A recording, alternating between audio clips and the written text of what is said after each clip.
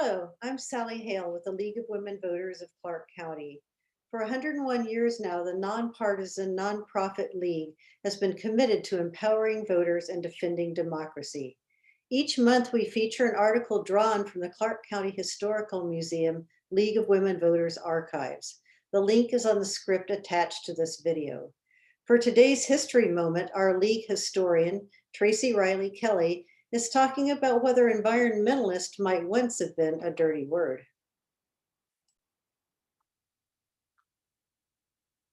Today, we're once again entering the Wayback Machine. Remember Mr. Peabody and Sherman, and considering life in 1977. In that year, Columbian journalist Bob Burnett wrote a fascinating piece about being called an environmentalist. How did people regard being called this at that time? Well, Burnett noted that this name had an association with radical confrontational politics. He went on to say that some of those who most deserved the term actually avoided it. Yet one group who eagerly represented itself as an environmental organization was the League of Women Voters. The League joined with a host of familiar names of environmental organizations in the region.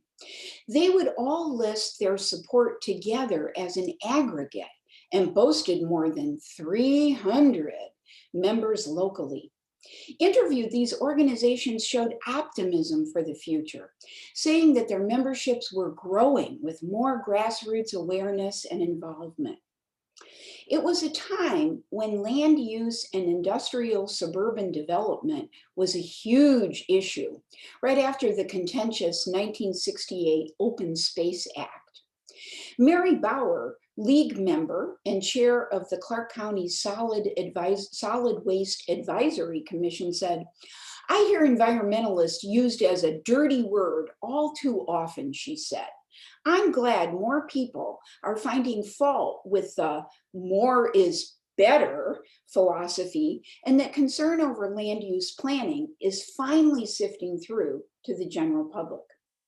Now, before this time, most environmental groups were not aligned and tended to focus on a single issue.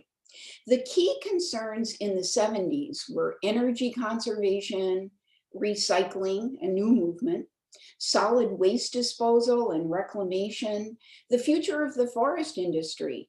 Remember the spotted owl? And proposed tanker traffic on the lower Columbia River. These were new ideas at the time, and they were not at all adopted by members and the majority of county residents here. League member Candy Thompson was co-chair of the Audubon Society. To her, the biggest ecological issue was cleaning up Vancouver Lake. Another huge concern was nuclear power, especially with the gigantic Trojan nuclear plant's cooling tower looming over the Columbia River in Oregon, across from Kalama. In fact, Initiative 325, which had asked that any new nuclear plant meet certain conditions and approval by 2/3 of the legislature, had been defeated in 1976 by 66% of state voters.